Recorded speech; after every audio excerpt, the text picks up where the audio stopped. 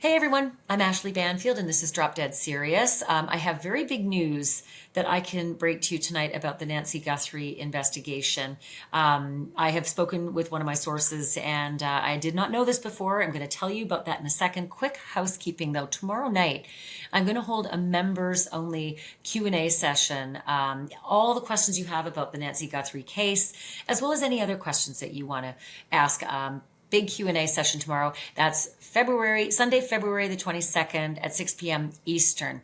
If you're not a member, hit the join button and then you can submit your questions as well. If you are a member already, I put the link to the chat in my community post on YouTube. So I will see you all tomorrow. And thank you if you've already joined. I really appreciate it. And please don't forget, subscribe. Just hit the subscribe button. It really does help a lot in keeping this podcast going. Quick word from my sponsor. Have you checked out Wild Grain yet? Seriously.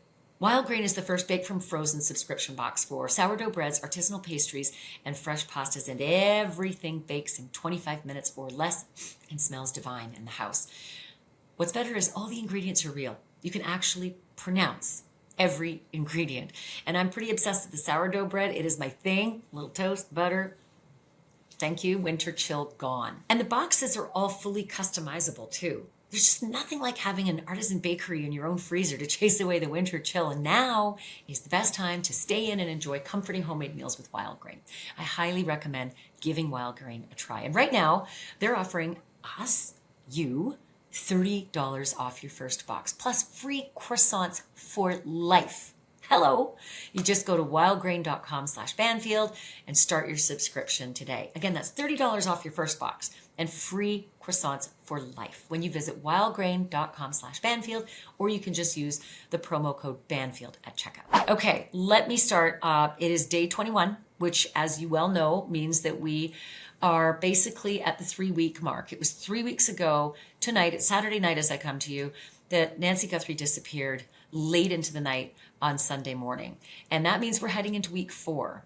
And that makes it all the more fascinating. The reporting that's coming out today, as well as what I've discovered from my source, just sort of puts me in a whole different direction now. I've spoken to someone who is in law enforcement, is familiar with the investigation, who has told me that the blood found, and again, blood found inside the house, this is something that I reported on day 3, that another source of mine, a high-level law enforcement source, reported there was blood found inside the house. No one in law enforcement, the sheriff, etc., has confirmed that. But my source said there was blood found in the house. Today, another law enforcement source familiar with the investigation has said that the pattern of that blood inside the house matches the pattern outside the house, outside Nancy's front door. So you've seen that video where you can see droplets of Nancy Guthrie's blood leading away from her front door and down the gravel path to the driveway. But those pattern droplets, as many experts have, described it, are as vertical. They fall straight up and down, 90 degrees, and there's no smears, there's no stepping in it, there's no struggle, there's no signs of struggle on that front doorstep. My source tells me it is exactly the same inside the house, that there's no sign of struggle in that blood. It's not smeared, there's no steps. They are those straight up and down drop pattern blood. I asked where in the house, and I did not get that answer. I can't tell you if it was in the bedroom, if it was in the front entrance. What I can tell you is that at the time that 911 was called and sheriff's deputies were dispatched, and patrolmen came. Basically, it was a call about a missing elderly woman. They were not aware at the time that this was much more than a missing elderly woman, but the signs, again, and this is a second source now telling me this, is that the back door was wide open. The blood droplets were inside the house and outside the house, and the front camera had been knocked off its mount. My first source said smashed, cameras plural, nest. Second source now saying definitely camera knocked off or ripped off or moved off in some way. And so this is just fascinating because at the same time that I'm learning this information about these blood droplets inside the house matching blood droplets, the same pattern outside the house, there's reporting that comes from NBC, that the sheriff has given an interview to NBC, taped it yesterday, it was released today, and I'm recording this at 10 o'clock at night, Saturday, February 21st. And this is what the reporting says, that there are no names that the sheriff's team is looking into. And there's a snag with the mixed DNA at the Florida lab that the sheriff is using.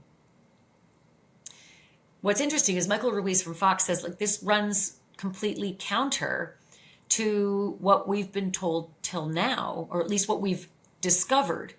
Reporters and investigators who are looking into this case have discovered the statements from local law enforcement do not match what we've learned with our own eyes, that there are names that have been taken and photographs to various gun shops all around Tucson. Gun shop owners and workers have actually been on television talking about it, running the names that they were given through their system, none of them apparently coming up positive at this point. So maybe it's semantics, but there were names. It's just that maybe those names haven't panned out. But again, it's the clarity is not there with regard to what the sheriff is saying. There's no names the team is looking into. FBI was certainly looking into names, upwards of 40. Brian Enton said upwards of 40. Other reporters saying several dozen. Photographs as well being taken around to local gun shops. It's also unclear at this point if the DNA that was recovered inside the house, the male profile, unknown male DNA that didn't match Nancy Guthrie or any of those people who are close to her, it's unclear if it's been useful. This is sad. This is something that, this is coming from how the sheriff has interviewed with NBC. And it's frustrating because the sheriff said that the lab that he's using is having trouble isolating mixed DNA samples. He said again that everything's still being analyzed, but this is troubling because we've been wondering why. We got a report back so quickly on gloves 2 miles away that had DNA in them that was, sent off to CODIS, returned back, no hits, and also doesn't match DNA that's in the house. But now we're learning that this is a struggle. We've been hearing before from the sheriff that there needs to be a separation of the mixture. That's kind of the wording that he was using before. But now that there's a snag with mixed DNA at the Florida lab, unclear if the DNA recovered has been useful at this time. So I thought right away to talk to CeCe Moore. CeCe is the chief genetic genealogist at Parabon NanoLabs. She knows everything. I mean, literally walking encyclopedia when it comes to DNA. And I had so many questions about the difficulty that the lab in Florida is having separating out the mix, as the sheriff told NBC. And then this report that there are these blood drops inside the house. I just had so many questions about what kind of mix could this possibly be. So I had a lengthy conversation with CeCe about this, as well as the efforts, if they do get that sample, to upload it to CODIS at some point. Or if that doesn't work, use investigative genetic genealogy. And they're not the same thing. And there's a lot of confusion about it. And she clears it all up, exactly what the path is. So I want you to hear that conversation with CeCe Moore. CeCe, tell me about the significance of what the sheriff has told NBC, that the Florida lab, and this is, I'm giving it in my lingo, is struggling to separate out this DNA. What does that say to you? Yeah, it's really concerning, and it tells me that it's unlikely that it is Nancy's DNA mixed with the suspect, and that's really what I was hoping for. Because if it was Nancy's with an unknown male, then that almost certainly would be the suspect, especially if it was fresh DNA, if it was, for instance, blood, if she fought back, because clearly there was some kind of altercation. So that leads me to speculate it's more likely it's 2 or more unknown people's DNA. That's not so straightforward if you don't know who either of those contributors are. There might even be more than 2, which really makes it very complex. If it was Nancy's DNA mixed with an unknown male, they have her DNA, they've got the blood from the front porch, it would be relatively straightforward to extract her portion out from that mixed sample. It's called deconvolution. And it's something we do a lot. Our scientists at Parabon are amazing at it. So a lot of my cases I've been able to help solve were from mixed samples. But you have to have a certain proportion of the person that you're trying to identify in that. If they are the minor contributor by a significant amount, if it's say 90% one person and 10% the person you want to ID, that can be virtually impossible. So it's really disappointing. I definitely had my hopes up that this was going to be a straightforward deconvolution, that it was Nancy and someone else, which would make it more definitively tied to the actual crime. If it's, say, transfer DNA, or what's commonly called touch DNA, from multiple unknown people, that really does make it difficult, and that's really disappointing. I have so many questions about that, and the news that my source has broken to me today is that those blood droplets outside continued inside in the same pattern inside. I can't tell you where, just that the blood that was found inside the house, my source, law enforcement source, says it is the same droplet pattern. It's not a struggle, it's not a smear. But does that help you to sort of think through what might be happening in Florida? Well, we don't even know if it is that sample, at all. It could be something completely different. Maybe they swabbed a faucet, for instance. Sometimes when people are at a crime scene for an extended period of time, which it sounds like this person was, they use the restroom. It's the oddest thing. There's been people who have spit in the toilet, who have used the toilet and left it and didn't flush it. And so we've been able to identify people that way. So it's so difficult to speculate as to what it is they have without more information.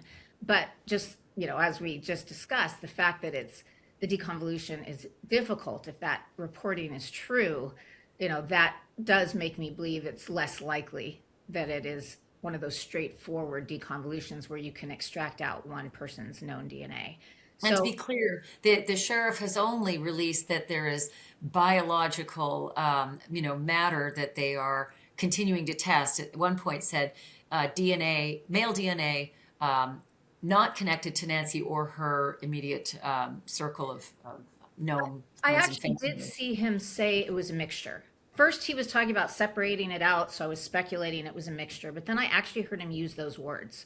Yeah, and I So, have too. And I yeah. wondered, is it possible that now knowing this information that there's this blood and its droplets inside the house, that there might have been some kind of a struggle or an injury happening where the assailant, you know, expelled saliva or Mhm. just expiring, his own breath may have mixed with her blood. Is that a possibility? It certainly is, but I believe that if that was what they were working with, they would not be struggling with it. Now, I don't know how reliable that reporting is, but if that is correct, that is what leads me to believe that it is something, less straightforward than that.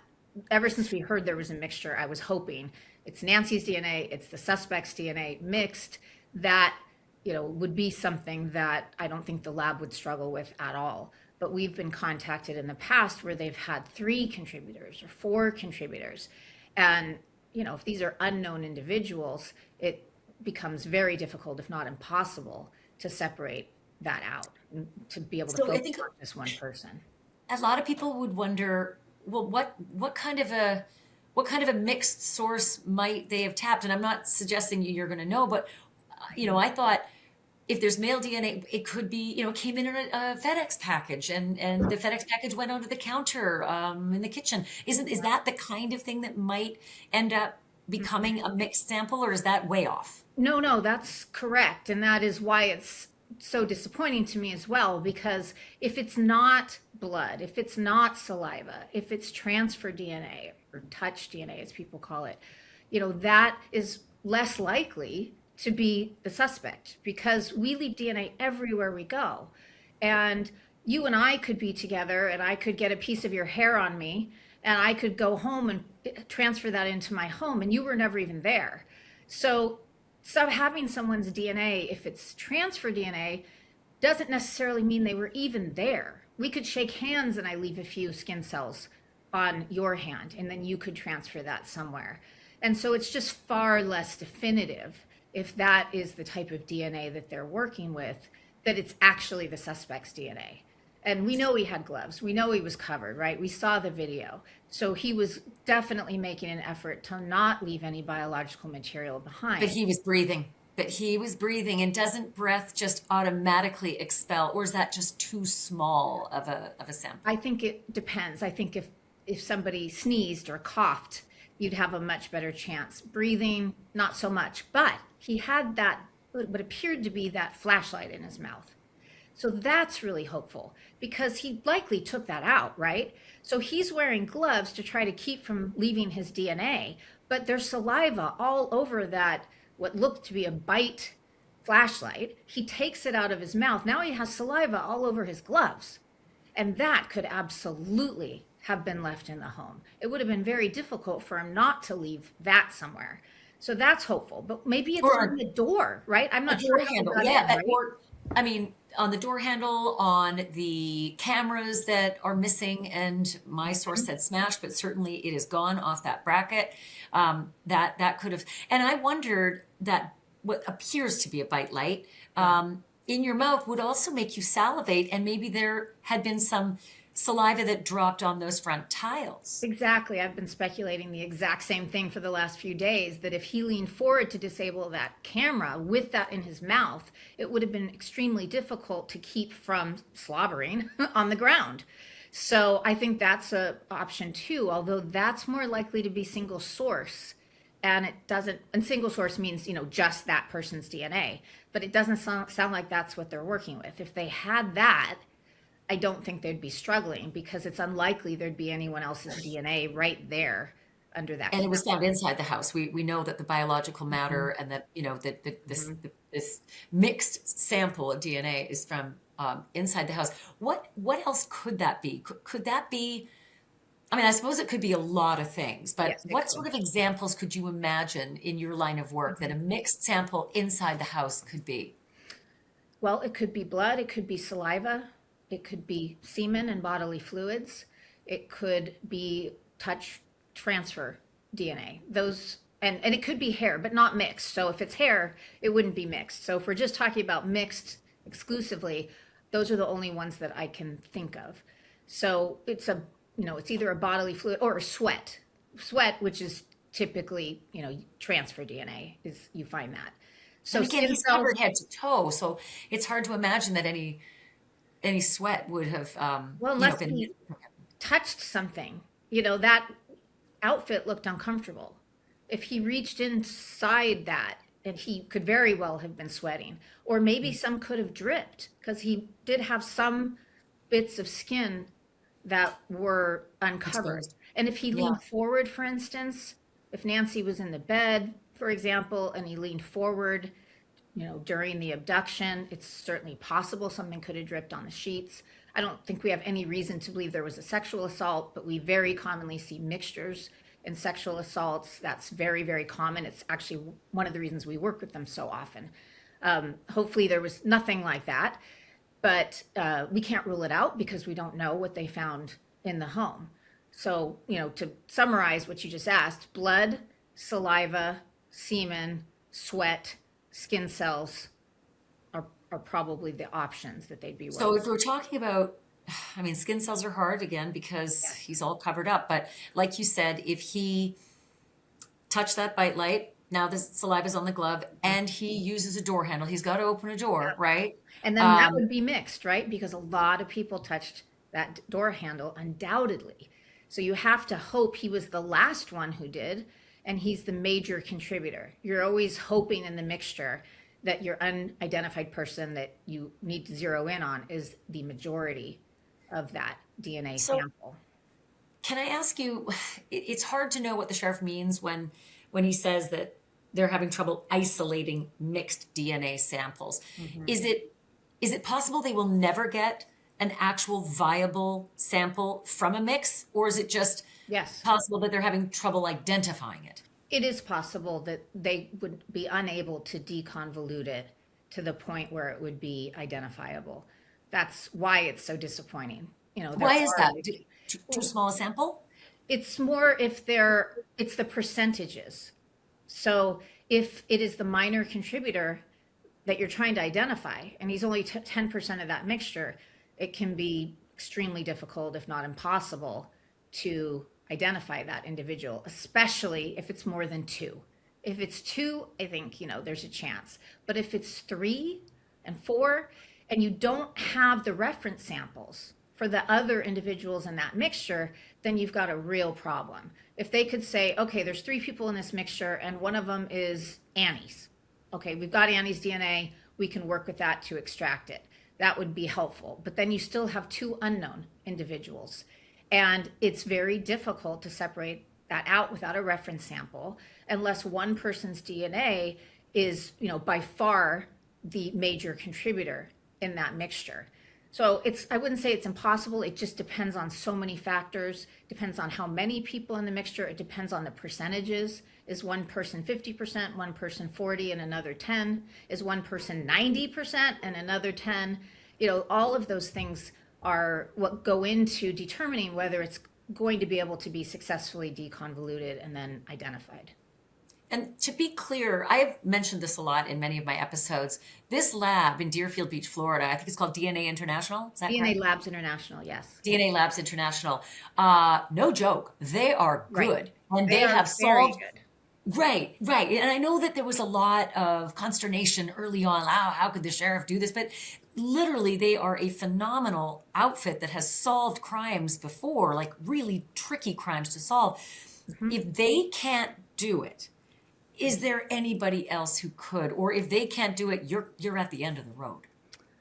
Well, I mean, I don't want to advocate for Parabon, but I would say Parabon's bioinformatics scientists are specialists in mixture deconvolution. It's something that they are especially good at. A lot of my successful cases have been. But again, even for them, it's going to come down to the proportions and the number.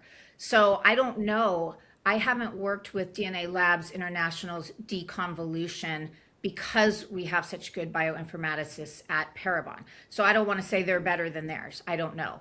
But I believe very strongly in this lab. I've worked with them. They are great at extracting DNA. Parabon doesn't do extractions. So we've had them extract the DNA from the evidence on a lot of our successful cases that I've been able to go on and help law enforcement solve. And so I know how good they are on really difficult samples. So as I've been saying all week, I have full confidence in them. And I actually think the sheriff made a great choice because they're kind of a one-stop shop. They can do the extraction, they can create the STR profile, which is the one that's uploaded to CODIS, and they can create the SNP profile that's used for genetic genealogy, all in parallel, right? As soon as they do the extraction, they can start both of those other processes at once. And so he saved time because if you just send it to someone that only has the capability for the CODIS profile, which the FBI does, FBI doesn't have the capability to create a SNP profile for genetic genealogy in-house. They always send that out. And that is not something that is done in public labs, government labs. It's always a private third-party lab that creates that SNP profile. And so by sending it to a lab he has a lot of experience with, he's had a contract with them for a long time, he's obviously had a lot of successes with them. To me, that was a great choice. Was it the best choice? I don't know. I would think so, in my opinion, but I don't know all the details. But the fact he was criticized for it, I You're think in the business. really, I think people would value your opinion because this literally is your business. You know it better than any of us. well, I think he made a great choice. And the fact he Yeah. was criticized for it was, in my mind, competitive posturing from the people that were speaking out about it, because the person who originally was interviewed that came out and said it was devastating owns a competing lab, and they would have, I'm sure, liked to have worked the case. We all would have liked to have worked the case. I would have loved to have helped try to find Nancy. But, only one lab, one team is likely to get that opportunity, at least outside the FBI. The FBI may come in and bring their investigative genetic genealogy team in, just like they did on the Koberger case. It was started by one company, And then it wasn't happening quickly enough, apparently. So the FBI took over the investigative genetic genealogy and identified him. We might see something similar here. But first, they've got to get that SNP profile.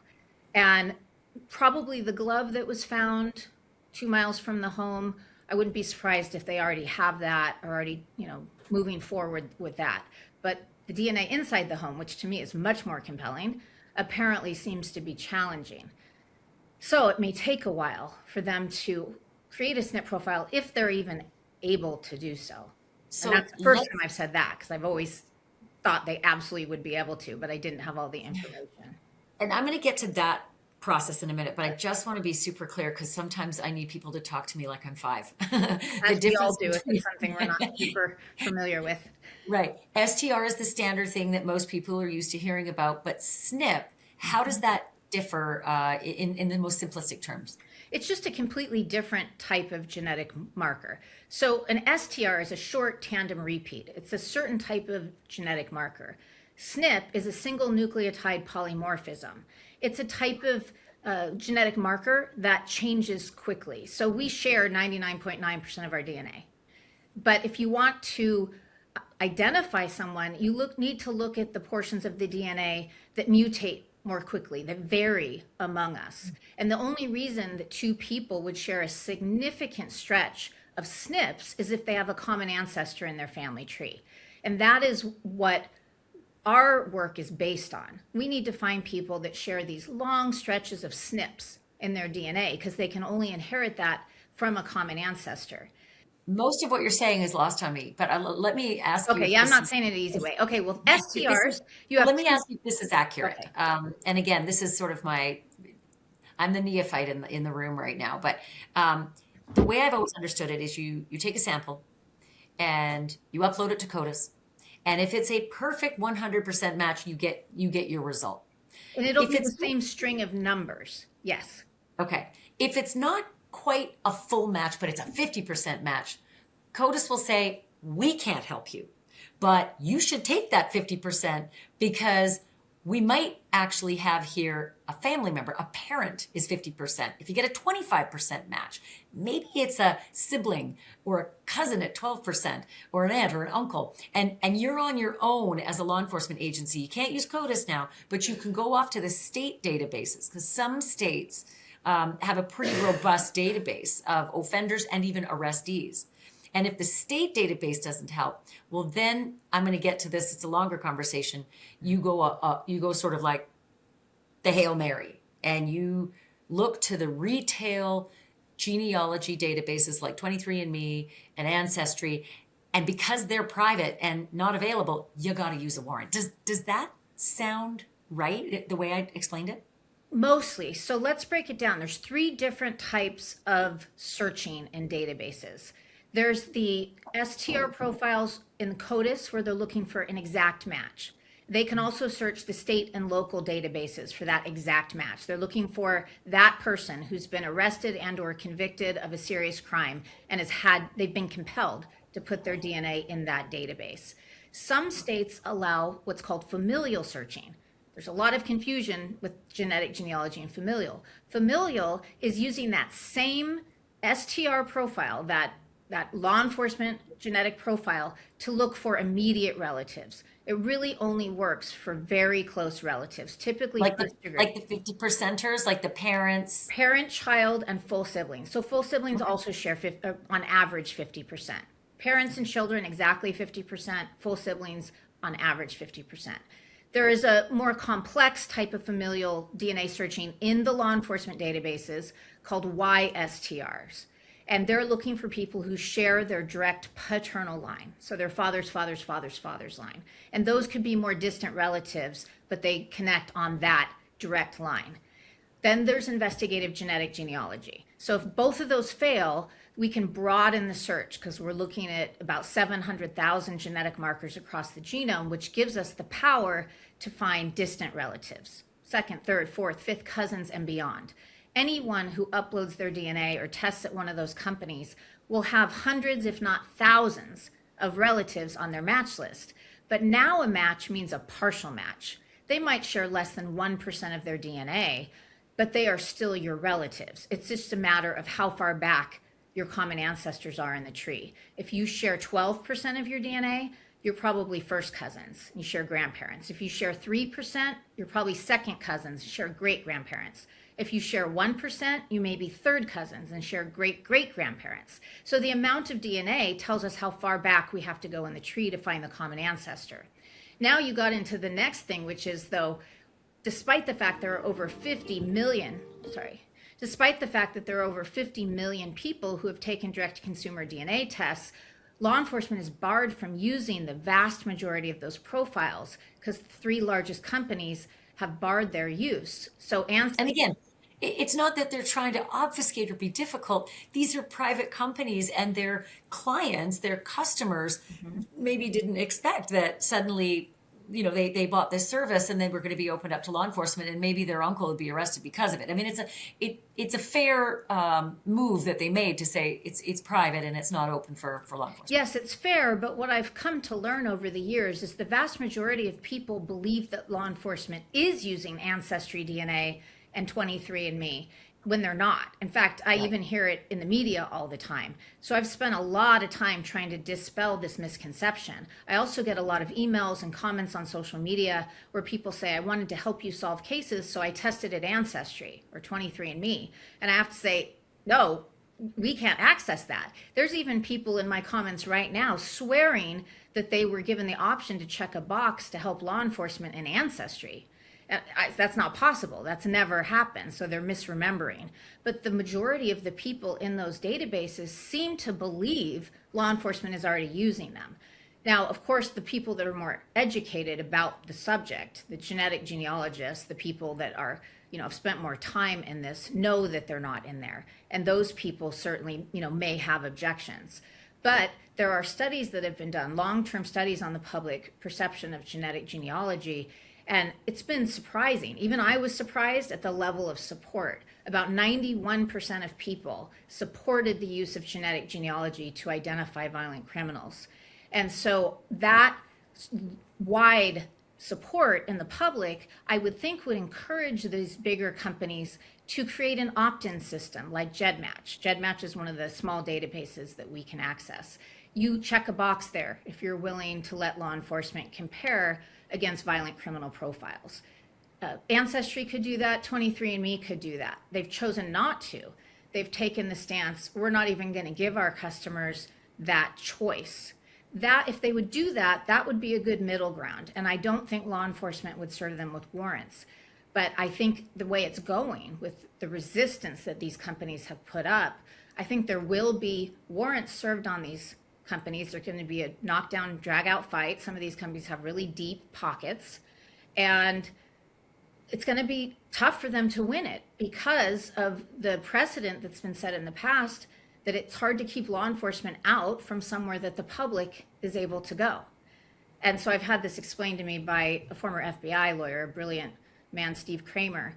And, it sounds, I'm not a legal expert, but it sounds like they're going to have a very good basis to serve these warrants and a very good chance that they could win and get this court order. And then they're in there seeing the whole database. It would be, so much better if people were given that option to choose. That's always what I'm advocating for, is freedom of choice. I agree with you. It should be something that the customers have the right to opt into, because I do think a lot of people want to help. I mean, just look at the 40,000 tips that have come in to the FBI and to the local law enforcement in Tucson. They just don't know that they have to download their raw data and put it in one of the three databases we can access, which are GEDmatch. And name those three, just so everybody can hear. Name those three other databases that you can check a box and you can be part of the problem solving. The three databases that we are allowed to use for these types of cases are GEDmatch, Family Tree DNA, and the new nonprofit database called DNA Justice. It's the smallest at the moment, but we're hoping to grow it. And what it's really good for are people who don't want their DNA in a public database where other people can see them. I have people contact me saying, I want to help law enforcement, but I don't want to be seen by my relatives. I don't want adoptees to see me, for instance. And so in DNA Justice, it's exclusively for law enforcement and investigative genetic genealogists who are working their cases. Nobody else can see the match list. So you don't log in like you do at GEDmatch and see the other people in there. So those are the three options, but you have to kind of jump through hoops if you're going to upload to GEDmatch and DNA Justice, because they don't test DNA. You have to have tested elsewhere. So you have to download your raw data and then go create an account and upload. Family That's a DNA lot. will, yeah, and we lose a lot of people who want to help us during the Because it's a process. big process. That's a It lot to really ask. is. It's already a lot to ask of someone to just come in and Yes. volunteer this privacy issue, and then to ask them to take these other steps. Let me ask you about how rare the warrant process is. Because I've heard you speak in the past that you're just so nervous in terms of crime fighting. You're just so nervous that you're going to lose that incredible opportunity if it's overused by too many warrants. Yeah, I mean, so it's not something that has been done. There have not been warrants served on these large companies, 23andMe and Never? Ancestry DNA. No, because they have a transparency report where they release if they have successful warrants, or I think any warrants, and they have gotten credit card information from their members, but no law enforcement, to my knowledge, and I'm pretty in the loop, has ever been able to get a sample into their databases, either surreptitiously or through a warrant. It just hasn't happened yet. But I believe it is coming. It would have happened if the Charlie Kirk murderer had not been identified so quickly, or the attempted assassination of President Trump, if they hadn't found that person. I can almost guarantee those warrants would have been served, but they identified those individuals in other ways.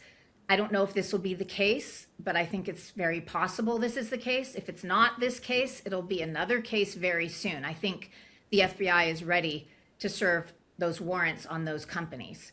And MyHeritage is a whole different discussion. We know it was used in Koberger, but that's because they accepted outside uploads. They used to allow you to test elsewhere and then port your raw data over there and upload it, just like GEDmatch and Family Tree DNA do. But they stopped doing that after the Koberger hearings revealed that their database was used. So now you have to swab your cheek and send it in to them. At Ancestry and 23andMe, you have to spit in the tube and mail it in. And they can tell. People say, well, they'll just sneak the forensic sample in. No, it's not that simple, because when you spit in a tube, it is fresh DNA and lots of it. They make you put, I don't know if you've done it, but you put quite a lot of I saliva. have. They do that partly so it's consented. They don't want people stealing other people's DNA. I want to see if my boyfriend has any kids out there, right? Let's get his toothbrush. They don't want that to happen. They want to make sure the person whose DNA is being tested has consented to that. And so it would be very difficult, if not impossible, to try to sneak a small amount of a forensic sample in there. They'll reject it. They reject lots of samples. My brother-in-law's was rejected 3 times before it went through, because some people don't have as many skin cells in their saliva, for instance.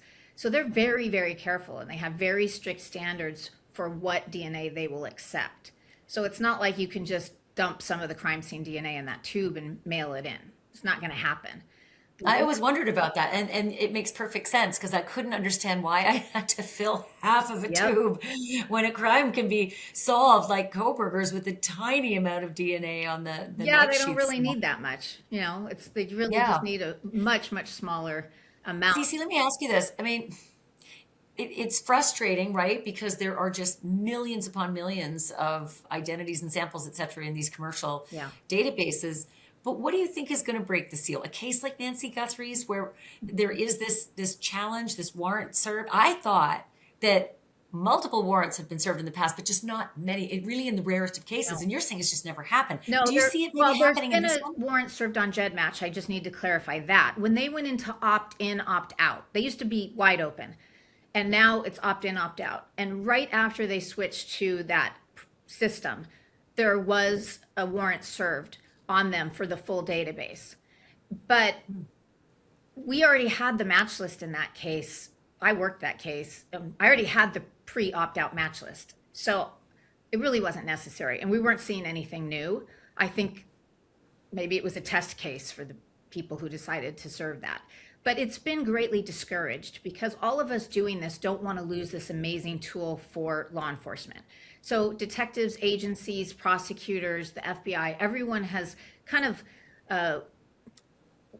treated it with kid gloves. We don't want to alienate the public by going in there like a bull in a china shop. So Sure. that's why it hasn't happened yet.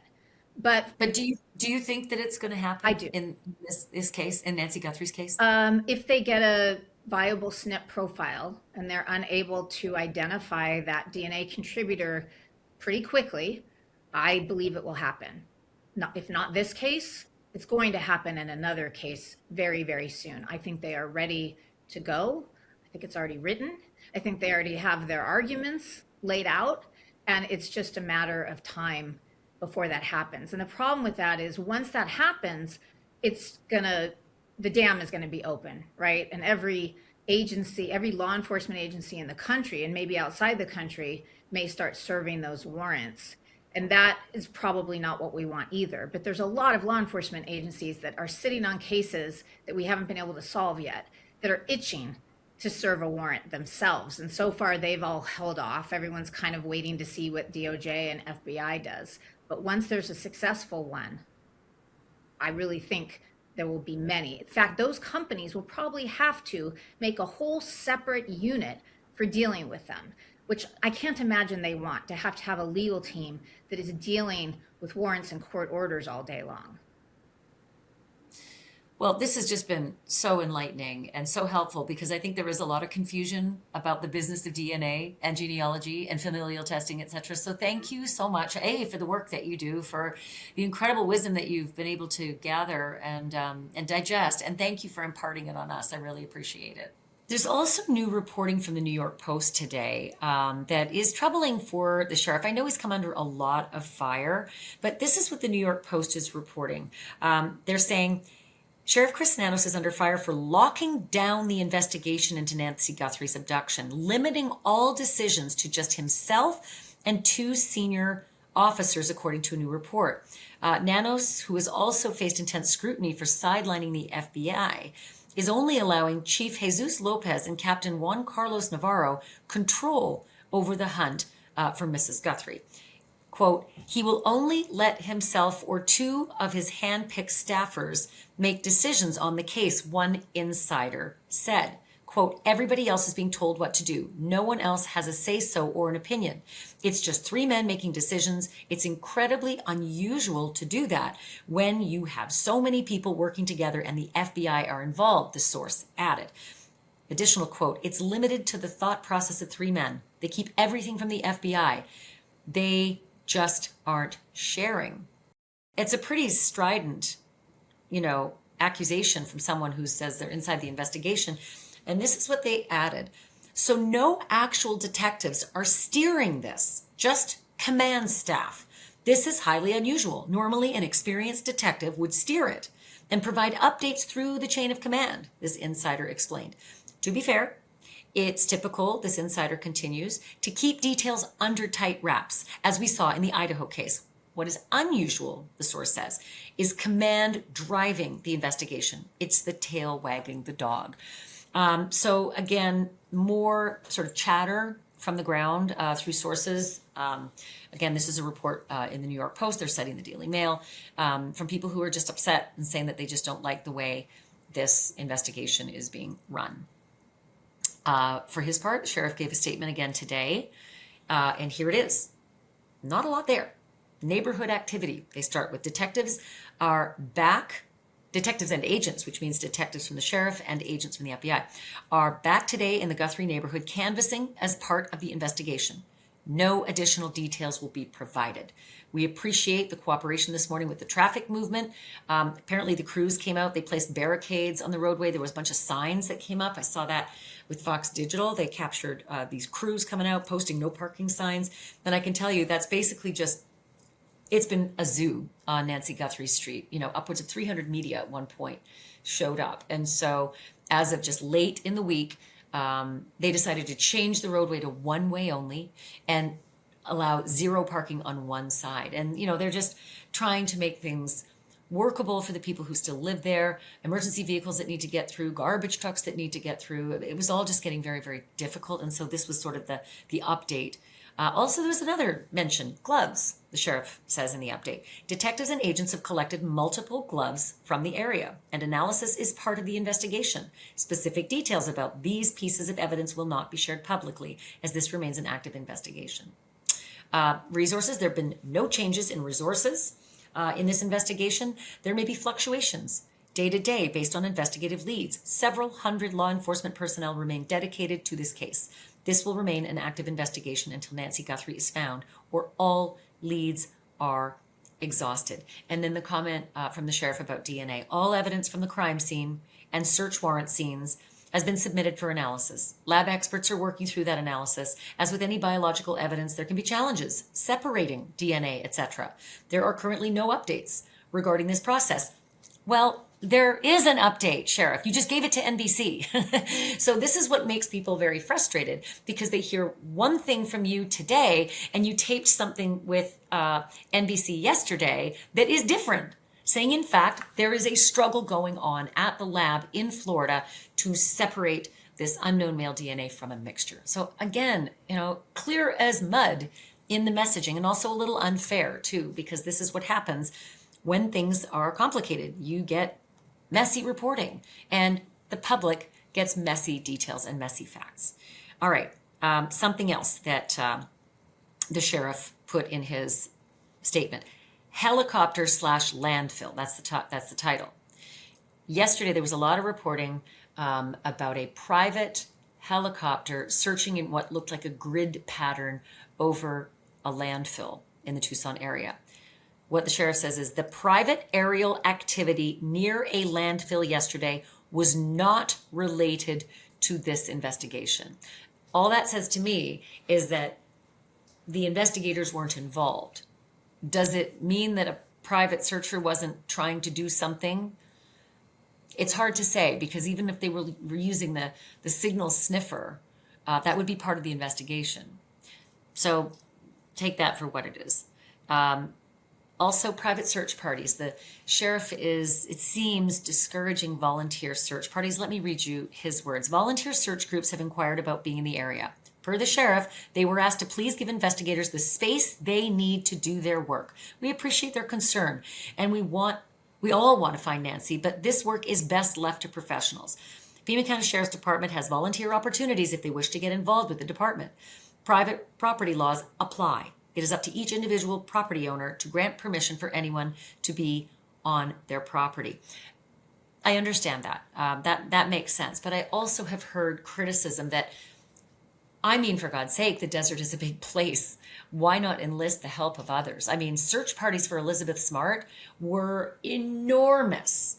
Private search parties came in and they were looking everywhere. And in a lot of the cases that I've covered, private search parties come in, people that are well established with law enforcement, work well with law enforcement. So I'm a little surprised that they're just being discouraged outright by the sheriff, because again, the desert's a big place and they need as many eyeballs as they can get, you would think. But again, doesn't want to corrupt or disturb their investigative process in any way.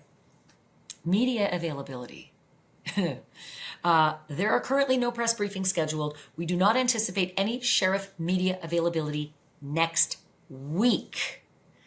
Woof. If that changes, we'll let you know via email or via the Pima Sheriff account on X. Okay, well, that's why there's mixed messaging. You give these cherry-picked interviews out, and then you put out a statement the next day that doesn't even match the interview that you gave yesterday. It's all very troubling. It's been frustrating. I'm not going to say. I'm not going to lie. But I encourage you all. I've said this a few times and I'll say it again. 1-800-CALL-FBI is the place to call for tips. Okay. 40,000 plus tips have now come in to the sheriff and to the FBI. But they do ask that think about it before you call. Think, is this a viable tip? Don't call with your theories. That's not what they need. Or complaints. Don't do that. It is really just tips. And to that end, is there somebody who's been acting weird? Somebody in the Tucson area that started acting weird on February 1st, Sunday, February 1st, that Habits changed, patterns changed, behavior changed. They disappeared for big chunks of time and then reappeared, and they were nervous, but then they disappeared again. And maybe in the ensuing days, their patterns were just inexplicable, as was their behavior. That's a tip. That is a tip. Because whoever did this to Nancy Guthrie didn't have a normal routine that next day or the day after.